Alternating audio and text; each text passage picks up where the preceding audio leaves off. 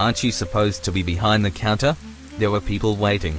Supposedly, yes, but I deemed that accompanying a drunk person to a taxi was the better thing to do. You won't be making any money then, by leaving your other customers hanging. Sometimes, there are more important things to do than to make money.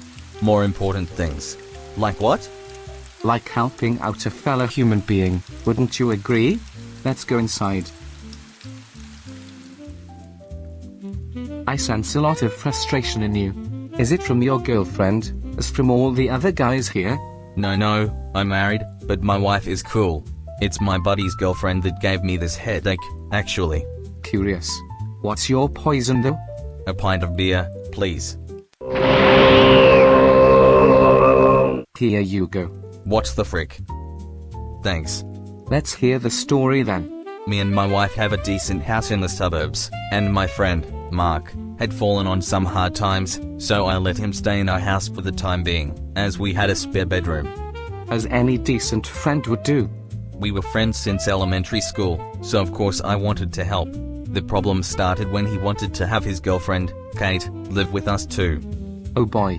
Not knowing any better, we agreed with his request, but looking back, there were already warning signs. Just before she moved in, Kate got really drunk, had a screaming match with her sister, and started throwing things at Mark. We weren't happy about it, but Mark promised he'd talk to her and that it wouldn't happen again. That's a pretty big red flag, buddy. If she is this kind of an outburst in public, I can only imagine what she's like behind closed doors. A few weeks later, all four of us were hanging out drinking. My wife and I started preparing dinner while Mark helped. Kate had become extremely intoxicated. She wandered in and out of their room, went outside for a while, came back, and barely responded when I asked if she was okay. Soon after, Mark went into their room to check on her. We heard loud banging. Kate had locked the door and was screaming. Mark eventually got inside, but for about 10 minutes all we could hear was him trying to calm her down while she yelled and slammed things around. Whoa, that's pretty nuts. I'd be booting her out. Eventually I intervened and told her she needed to calm down. Telling an emotional woman to calm down is like pouring gasoline on fire. No one taught you that. I know, but in the stressful moment, I couldn't quite think straight. Of course, she began screaming bizarre and racist insults at me. Then she started ripping things off the walls and repeatedly picking up and slamming the bed into the floor. I warned her that if she didn't stop, I'd call the police. She ignored me and became even more destructive.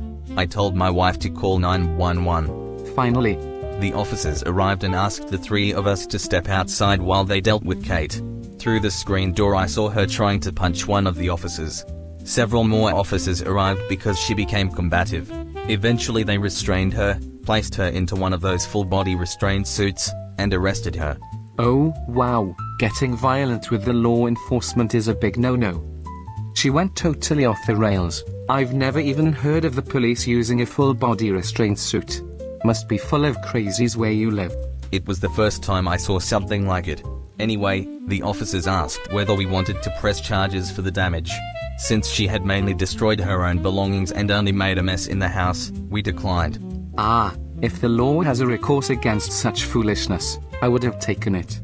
Looking back, we probably should have, yeah. After they left, we cleaned everything up and stayed with Mark to make sure he was okay. The next day Kate was released, with the preliminary court hearing scheduled. At first, Mark repeatedly said he planned to break up with her. Then he changed his mind. The fool. I told him that was his decision, but Kate was permanently banned from my house. He said he understood. Later, my wife and Mark were subpoenaed to court. Because Kate had assaulted an officer, the case was being forwarded for felony prosecution. The prosecutor discussed the possibility of a plea deal involving probation, mandatory therapy, and Alcoholics Anonymous. Even after all of that, Mark decided to stay with her. What else can you expect from a fool? Until she stabs him, he will stay with her. And even then. He claimed Kate didn't remember anything that happened that night. And you believe that? I don't know. She did get absolutely smashed. Maybe hit a blackout. Eventually we noticed suspicious activity on our security camera suggesting Mark may have secretly brought Kate back to our property despite our rules.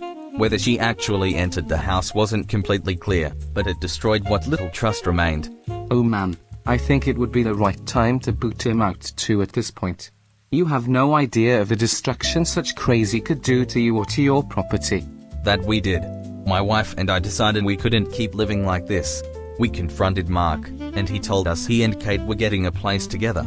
We also told him we expected an apology from Kate, even if she believed she'd done nothing wrong. She is not self-aware enough, so you're wasting your breath there.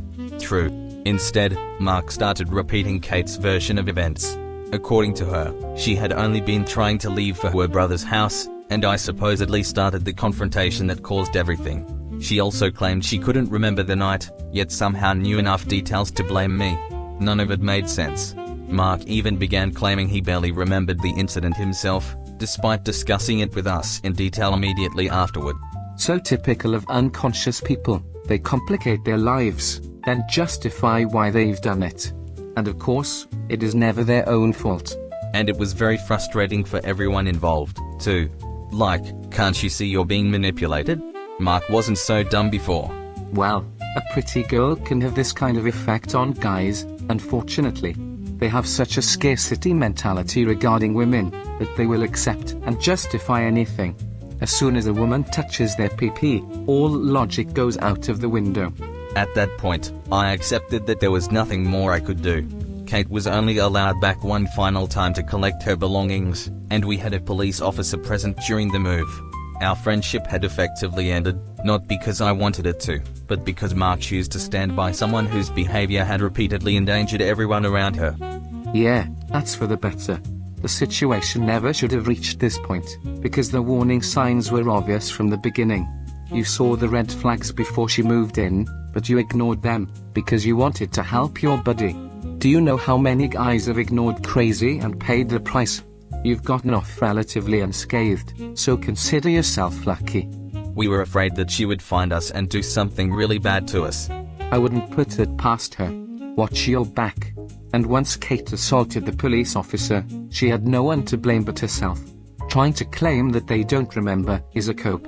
But I got to admit, the biggest issue I have here is with your buddy Mark. He had every opportunity to recognize that Kate was dangerous, apologize, end the relationship, and repair the friendship. Instead, he repeatedly excused her behavior, accepted increasingly unbelievable excuses, and eventually chose her over a lifelong friend. Yeah, and that makes me quite sad. Losing a good friend. She completely changed him. You did nothing wrong. You acted as any good friend should have, trying to help. But loyalty has limits.